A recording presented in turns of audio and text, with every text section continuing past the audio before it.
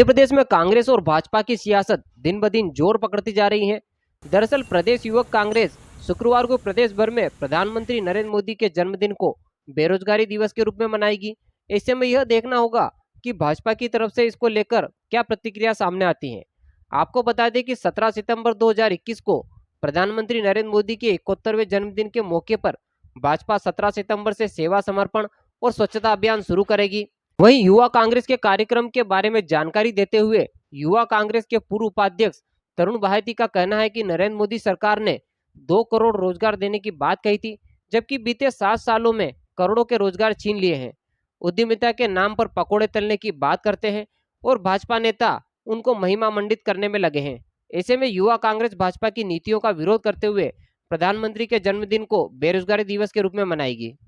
देखिए, नरेंद्र मोदी जी की जब सरकार आई थी, उन्होंने वादा किया था कि देश में प्रति वर्ष 2 करोड़ लोगों को रोजगार देंगे और नए काम शुरू करेंगे। लेकिन वो तो आज 7 साल हो गए, 2 करोड़ लोगों को रोजगार देने की छोड़ कई करोड़ों लोगों के रोजगार चले गए और भाजपा इसको महिमा मंडित करती है। तो इसी के विरोध में कल प्रधानमंत्री नरेंद्र मोदी जी के जन्म दिवस के अवसर पर कांग्रेस विरोध प्रदर्शन करेगी और राष्ट्रीय बेरोजगार दिवस के रूप में इस जन्मदिन को हम लोग मनाएंगे, प्रदर्शन करेंगे। हल्ला बोल एक कार्यक्रम में मध्य प्रदेश यूथ कांग्रेस पूरे प्रदेश में ये हल्ला बोल कार्यक्रम होगा, जिसमें कांग्रेस जनों की तरफ से, युवा कांग्रेस जनों की तरफ से जो बेरोजगार लोग हैं उनके हक में प्रदर्शन किया जाएगा और ये बताया जाएगा कि देश के युवाओं का रोजगार छीना है, ना कि उनको रोजगार मिला है। तो उद्यमिता पर ध्यान दे रहे हैं ना, वो पकोड़ा तलो, उन्होंने युवाओं को लिए कहा गया पकोड़े तलो, पकोड़े तल के काम करो। उद्यमिता नहीं है, सिर्फ उनकी बातें रह गई है।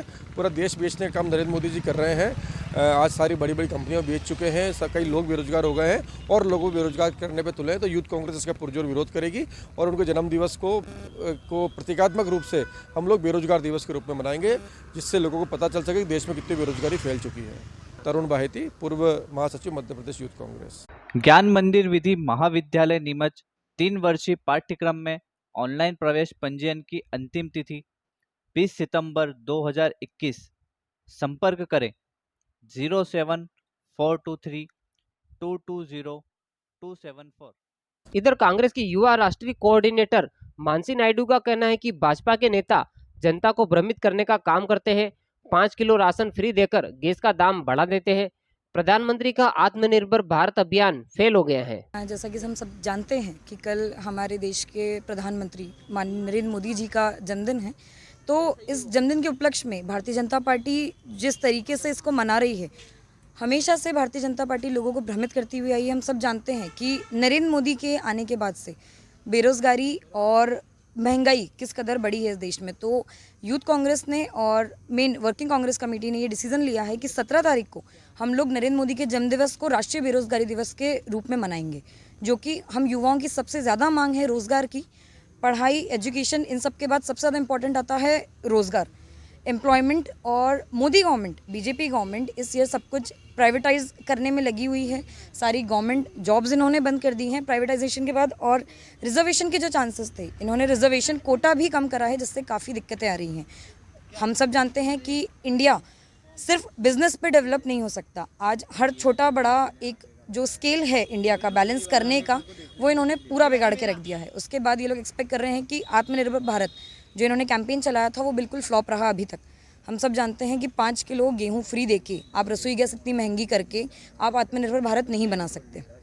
तो यही हमारा है कि हम ज़्यादा से ज़्यादा युवाओं को इस बारे में बता के और बेरोजगारी दिवस मनाएंगे।